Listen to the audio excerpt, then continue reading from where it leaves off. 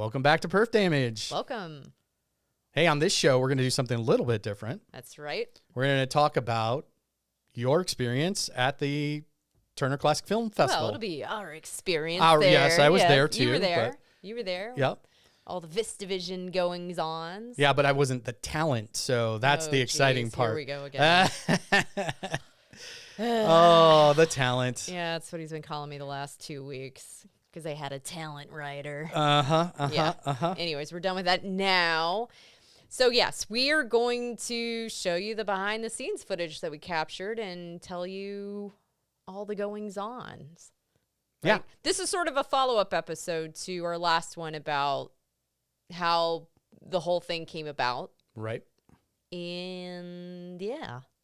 Well, I mean, we're going to show some behind-the-scenes footage of the actual projectors that were built specifically for the screening. Live from the booth. Yeah, very cool stuff. We're going to show some scenes from Charlotte's presentation that she did. That's right, because we can't post the whole thing, so we're going to show a few little teaser clips for you. Right. We're going to show the whole intro video that you did for that presentation, I'll show that little video. That's pretty cool. And you might notice Adam's wearing a cool T-shirt here, some swag that they did special for the festival. It says VistaVision at TCM Classic Film Festival. And if you stick around, you might get one of those shirts yourself. I don't know. They were special edition and they sold out twice. Twice they sold out. Anyways, stick around. Find out more about that at the end of the video. Let's get to it. Shall we just get into it? Let's get to it. All right. Well, first of all, I kind of wanted to play, and I know you're going to hate this, but I did want to play like a little clip of you walking the red carpet. Oh, no. This is just to embarrass her, honestly. She hated doing this, didn't want to do it at all, but it was required. So, first of all, when I saw walk red carpet, you actually have to walk on the red carpet to get to the screening. So I just thought that's when it opens. That's when you can get in there. So we go pick up our tickets. And little did she know.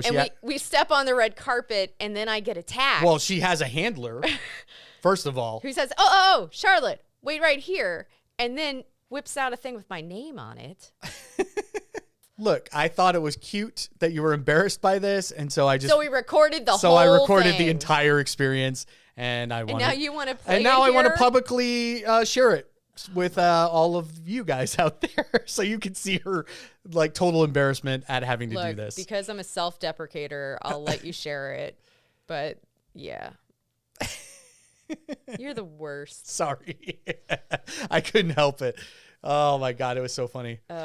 So anyway, after that, we were going into the opening night screening, which was Empire Strikes Back, and George Lucas was there. And you know what? I actually have video I took of you. Yes, you do.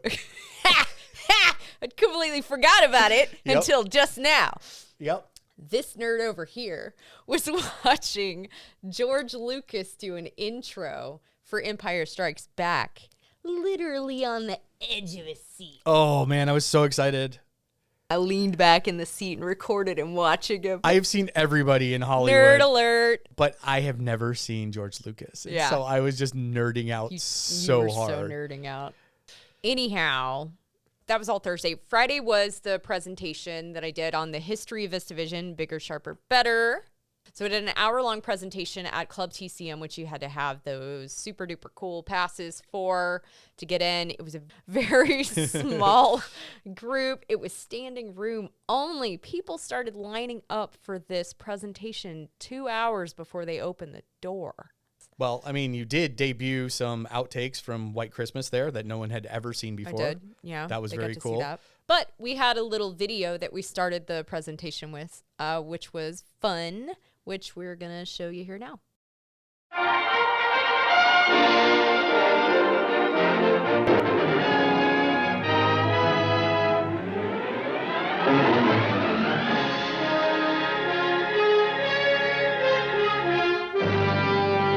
Today, to get the public to attend a picture show, it's not enough to advertise a famous star they know. If you want to get the crowds to come around, you gotta have glorious Technicolor, breathtaking CinemaScope, and stereophonic sound. If could witness Valentino in the chic, they never would appreciate this lover boy's technique. If you want to hear applauding hands resound, you gotta have glorious Technicolor, breathtaking CinemaScope, and stereophonic sound. The customers don't like to see the groom embrace the bride unless her lips are scarlet and her mouth is 5 feet wide. In glorious Technicolor, breathtaking CinemaScope, or Cinerama, VistaVision, or Superscope, or and stereophonic sound, and stereophonic sound. Ladies and gentlemen, this is the most important announcement we have ever been privileged to make. This theater is now being ready to present the first motion picture ever filmed in VistaVision. Sounds great, but what is it? VistaVision, the ultimate in film presentation that will thrill all your senses, touch all your emotions with its unbelievable clarity. This is the first time in my whole life I have ever been happy. Sharpness. Even in this light, I can tell where your eyes are looking. Brilliance. Quick, let's separate. Maybe she's in there. Glowing color. The fox, there's only one of me, till suddenly there's two of me. When two is what you see of me, gadzooks, three of me. For years, scientists have been working in the world's greatest optical and electronic laboratories to develop this system that combines spectacular size with complete focus across the screen to bring you the perfect motion picture at last. VistaVision. Well, that about adds it up. So what exactly is VistaVision? Imagine taking standard 35mm film and unlocking 3 times the image area, all by changing the way the film moves through the camera. In traditional 35mm filmmaking, the film runs vertically through the camera, exposing 1 frame every 4 perforations. Then came VistaVision, developed by Paramount in the 1950s. VistaVision reimagined the mechanics of image capture. Instead of running the film vertically, VistaVision turned it sideways, feeding 35mm film horizontally through the gate. This innovation allowed each frame to span 8 perforations across 2 standard 35mm frames, tripling the image area captured. The result? A native widescreen aspect ratio. VistaVision wasn't just a new format, it was a leap forward in cinematic image quality, a large format solution using standard film stock, engineered for the silver screen.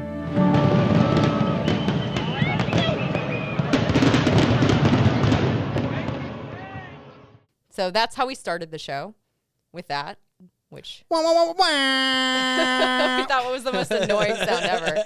Yeah, and then of course I had to walk out and I did the whole thing, the whole thing, 'cause that's the picture that we showed, and totally forgot to tell the joke that Richard Nixon was actually just a really big VistaVision fan this whole time. We never knew. You never said that. Yeah, I know. I forgot to say it. I know. I'm saying it here now. Well, you had some show and tell too. You actually brought one of the VistaVision cameras from the Paramount lot with you. Yes, number 33 we brought, because that one we have, if you've ever been on a tour of the Paramount Archive, that is in the main lobby area, and that is complete.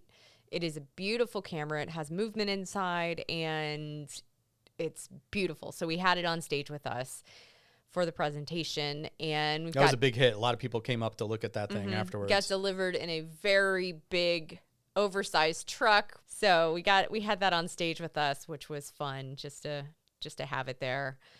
Some of the other stuff that I had on stage with us was little memorabilia things, some things that I've either been given from friends or that I bought on eBay, which the eBay stuff, Craig had a funny little story that he had to bring up at the presentation. Maybe we'll just play the clip from that. Here. Yeah.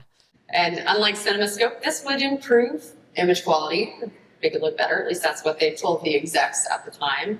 And it shot 8 perfs, an 8 perf image. And the idea was we will shoot a large image and then we will print it down to a 4 perf image for releases. So any projector in the world can play this. We'll shoot large, turn it down, send it out. But then some venues might have VistaVision projectors. That was in the thought at the time. Oh, okay.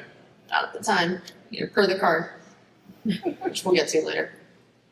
These cards, these show up on eBay, by the way, and you and I always go into a bidding war. Don't bring it up.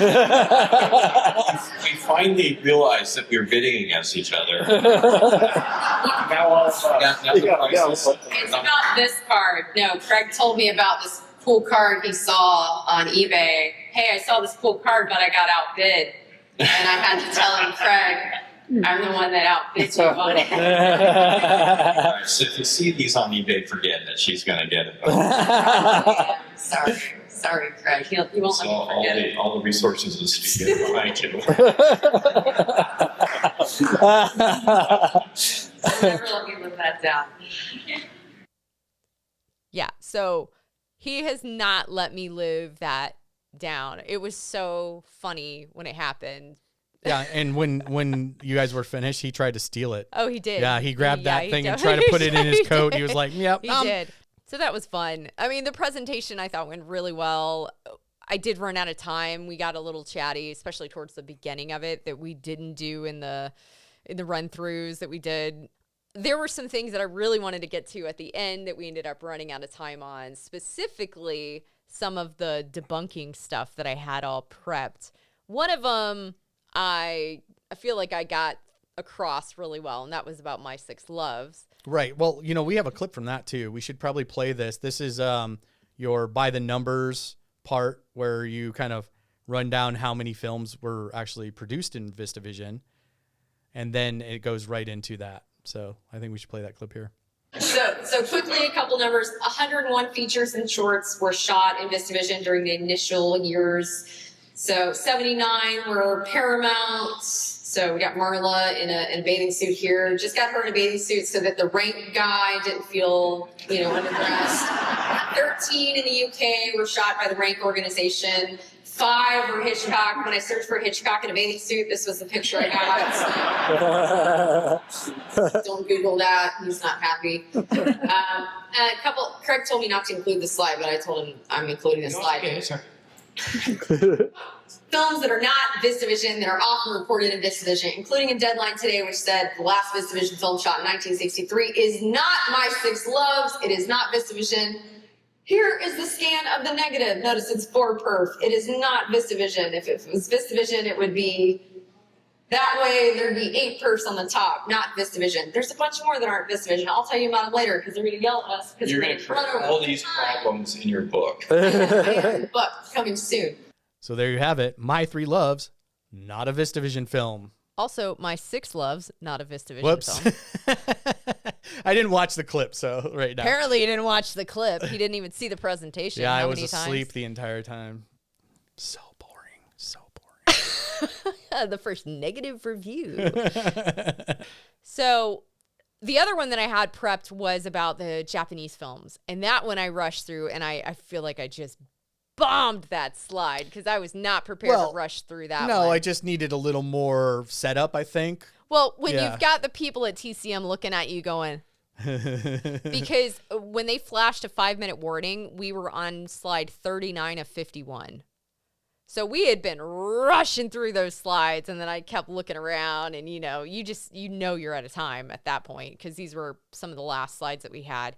So the thing that I really wanted to tell everybody was about the Japanese films that are probably not VistaVision, and I guess I can take time. Yeah, and I think you know what? Explain them here. She didn't do it that well there, so why don't we just do it for you guys now? But what if I don't do it that well here? I'm actually not prepared. No, so one of the things that I wanted to share was that there are, in Japan, the non-anamorphic widescreen films are called Vista negatives. So that became shorthand for non-anamorphic widescreen. So something that's not CinemaScope, something that's not a, anamorphic widescreen like something that hasn't been stretched and needs to be reduced back down during projection. Yeah. Yep. So that became shorthand. And then over the years, film critics would see Vista negative and they would assume that meant VistaVision.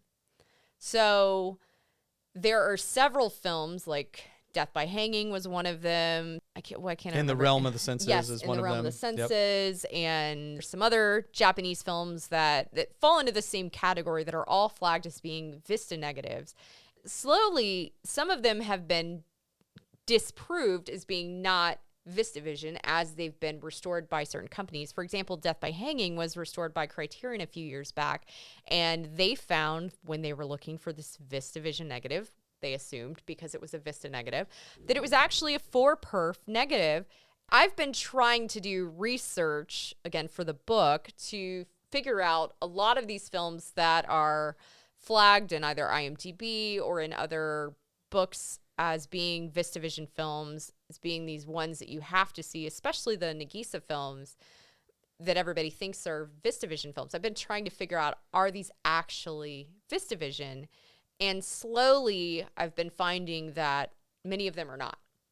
But it's really hard to figure that out from Los Angeles.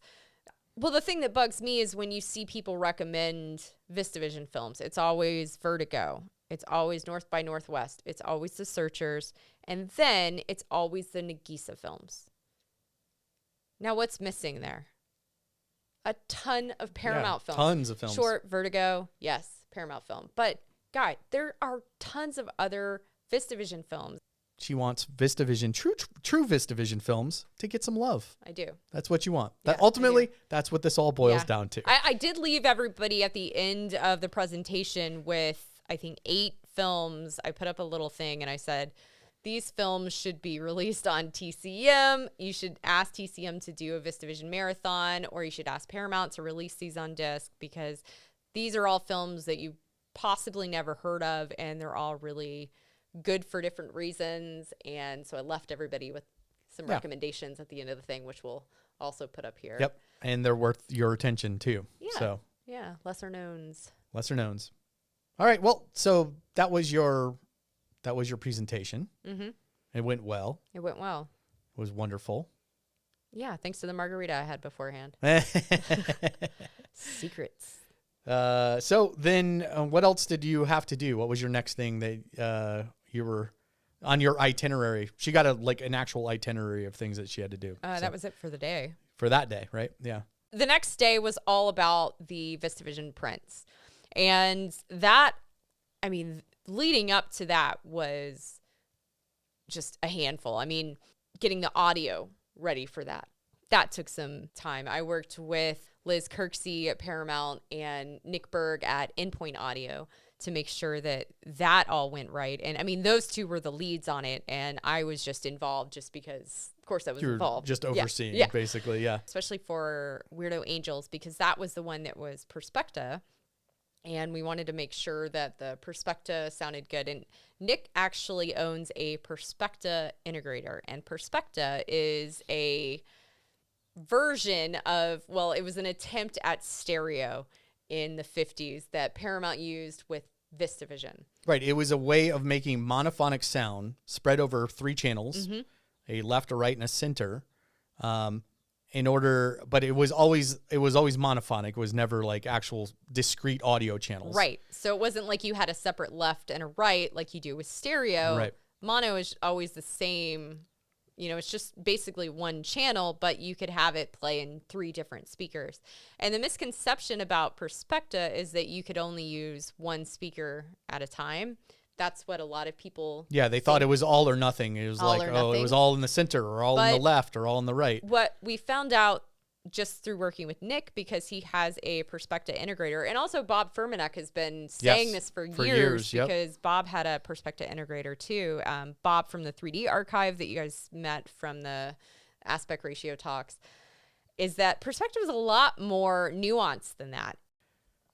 And you can actually see here, these are showing you what the activity that's going on the speakers as this donkey-drawn cart is going across the screen. And you can see that it's playing on more than one speaker at a time. Right. So I recorded this while we were at the session just so I could show that, hey, look, it's actually a lot more active than you would think, and it's not just on one speaker. Yeah, Nick, he did a really good job describing what Perspecta is like. It's like a bunch of gates, right? Mm-hmm. And the gate is never fully closed. Right. So there's always a little bit of sound coming through the left and right to enrich the center channel. And depending on whether they were doing effect or not, then, this gate would close down to almost nothing, and this gate would open to more Right, to enrich, to make it directional. Right. Yeah. Right. That was, And that was Weirdo I can't Angels- take credit for that. This is all Nick Berg No, it's great. describing that. And it was like fascinating. That's when I finally got the concept of Yeah. Perspecta. Yeah. We had to run the audio separately because there was no audio on the prints. Because the prints that were made were actually archival prints, so they didn't have audio on them. They weren't actually ever meant to be distributed. These are preservation assets. So the fact that we were showing these publicly is kind of cool because, again, they weren't actually ever made to be screened publicly. Yeah, in fact, like Gunfight was never actually screened in the VistaVision 8 Perf format, right? Not from what I've been able to find. It was only a 4 Perf. I'm not even sure that We're No Angels was distributed Really? that way. Yeah, I haven't been able to find that yet. But again, still doing research. Right. So I'm not going to make definitive claims yet. So the prints themselves were actually picked up a week and a half before they played at the festival because they had to prep them. And I actually, about 3 weeks before they were picked up, I got them pulled into my office because I wanted to make sure nothing happened to them. And I am just here to check on the prints that are going to TCM Festival. They are being picked up tomorrow. The prints for the screening of We're No Angels and the prints for Gunfight at the OK Corral. Right here. All in these boxes. I have them here because I don't want them to get lost because we have zero backup for these prints. So if anything happens to them, there's no show. And then Will and Julie from TCM came and picked up the prints, went to the little TCM lab where they clean everything and they assemble everything. And I got a lot of video there because I went over, of course, because I was nosy about this whole project and just involved. But also everybody. Those were your babies, too. They were, but everybody was really interested in just talking about it because, again, this had not been done before. This was on so many people's bucket list. I had so many people say, this has been something that I've always wanted to happen. So I was constantly meeting people who wanted to tell me how excited they were for this to happen. Elena, who was building the prints and cleaning them and getting them ready. Yeah, and again, these were virgin prints. They had never been exhibited before. Well, so that's not what they were made for. That's not what they were made for. Right. So this, when they actually did that first slice into it, that was the first time it had ever been cut. I also went up to the projection booth because the projectors had been delivered and they were being reassembled because they were assembled or they were built in Boston, shipped across the US, and then reassembled in Los Angeles. And Guy Thomas was up in the projection booth reassembling them. Yeah, what was it? Boston Light and Sound. Mm-hmm. They actually built the projectors. Mm-hmm. One of the really cool things is that the projectors that we used are 2 of the original 6th century projectors that were built for the original White Christmas premiere. So these are the projectors that were built in 28 days by Century. Those are the ones that were being reassembled in the booth at the Chinese Theater at Hollywood and Highland. Yeah, and another really cool feature of this is they built these really big take-up wheels because they only wanted to do one changeover because they didn't want to have multiple points of failure on their sync with sound. Mm-hmm. So a single changeover. So they built up half the movie on one and then half the movie on another. And these they things look like big bicycle wheels. wheels. Yeah, big giant bicycle wheels. I'd never seen giant reels reels like reels that like before. that. Yeah. It was really cool seeing the projectors being assembled and just hearing about the lenses that they had to come up with a lens that would work to get the throw that they needed for the screen that was at the IMAX because it was so far because of the tilt that it had. So they actually had to put 2 lenses together to make the throw work. A few days before the festival started, we actually got into the Chinese theater because they built the projectors. They were able to test them by running the film and projecting it onto a little piece of cardboard to make sure it worked. But the theater at the time was still showing centers, so we couldn't actually test projecting it on the screen until a few days before. So we got a call at night saying, hey, we got into the theater. They're going to let us do the test tonight. So I went over at, I think it was like 8 o'clock on a Wednesday. Yeah, it was a Wednesday. Yeah, right. so that we could test or check out Gunfight at the OK Corral. So I went in, checked it out. So it was the first time that I got to see these projected on that screen, which was pretty exciting. And one thing that was great, during the test, the sound actually stopped working. There was a little blip in the sound. Yeah, so it fell off, right? Or yeah, and Pro Tools had an issue. So we actually got to test the backup, which was good. Right. Good. Always good to have a backup. So they got to test the backup system. So let's cut to the premiere of We're No Angels. That was the first one that was shown. Yep, the Saturday night TCM Fest. Yep, 6:15. 6:15. There was a debut, a surprise debut. There was. Before the film. I feel like it was a really horribly kept secret. The screening was almost sold out, right? By the time that we went on the stage, it was 85% full. So I don't know what the final number ended up being, but that was, when we went to do our intro, it was 85%. Nice. Which in a 1,000-seat house is which is a lot of people. A lot of people. Especially considering that we were against the AFI Lifetime Achievement Award for Francis Ford Coppola, which I knew a lot of people were at that couldn't make the screening, that were really upset about that. And then there was also a print for Jaws that the BFI had that was supposed to be this incredible print. So we were also against Jaws. So, for a little Christmas movie, I thought that was a pretty good turnout. Yeah. Well, the surprise debut, I'm sorry. I set up was actually a trailer for P.T. Anderson's new movie, One Battle After Another. And he actually had a trailer printed in a Perf VistaVision. Because he shot it in VistaVision. Which was really, really cool. And we got to see it projected on the screen. It looked fantastic. Yes, it did. And everybody was really excited to see that. Mm-hmm. And let's talk about how We're No Angels play in the room. Oh, man. That was such a great experience that night. Anybody that was there, if you had seen the movie before, you'd never seen it quite like this. And not just because of it being on VistaVision. The crowd was so perfect that night for that movie. Everybody was just really into it, laughing nonstop. The picture, again, was beautiful. The sound was great. Everything was just so perfect that night. I mean, it was just I hate to say transformative experience, but it really, really was. It played so well for that crowd. Yeah, I feel like even people that had seen that film before were rediscovering it for the very first time. Yeah. Should I bring up your bow before the film? No. I think we need to just play a clip of Charlotte's bow here. Eddie Muller embarrassed Charlotte so hard on stage. It was so great. I was loving every second of it because Charlotte, again, it does not like public recognition. That's the thing. She loves to give public recognition to other people, but she does not like to receive it. And it is so funny. The look on your face when you have to take this bow, when he asks you to take a bow.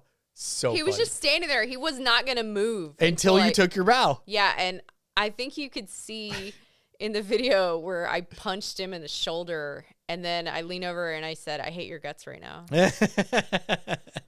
I feel like he knew exactly what he was doing to you too, because you guys know each other. So yeah, I have a feeling that he knew that he was doing this to you and that you would absolutely hate it. So let's talk about Gunfight at the OK Corral. Yeah, it was okay. OK Corral. Yeah, it's got the Frankie Lane song. No, that one was great. Did not stay for that whole one. I was exhausted. So you did get a write-up in Variety. Like the Variety guy came up to you while you were talking to Chapin and interviewed you. Yeah, in between the two films. Yeah, which was very cool. And then what was that, Monday? The write-up for... Yeah, something like that. No, it was a very nice article. So I guess that only leaves us with like the big question is, when's the book coming out? Oh, jeez. Yeah, I got that a lot. I'm still getting that a lot. I don't know. Although I did reach out to some publishers yesterday. So I officially started doing that. Yeah, and I did include the Variety She's at article. the point where she's actually looking for publishers. Yeah. So I'm working on it. I only asked the question because, again, she didn't want me to. So I should have looked at your freaking notes over there. Ripped them up. No, I'm working on it. All right. Now for the good stuff. As we teased, we have 2 shirts that we can give away. These are ones that I got. They gave me some extra ones because I hooked them up with the trademark logo to make these shirts. Apologies. We only have a medium and a large. At least we have 2. But we would like to share them with you. But we want to share them with you guys. Yes, our friends are not getting them. Sorry, friends. Well, our friends can comment on here and win them. We're going to do a random drawing, a random picker thing. So anyhow, Adam, grab the shirt. Yes, Show the shirt. I mean, not that they can't see you're wearing it. Yes, this delightful shirt. So if you would like this shirt, we have a medium and a large.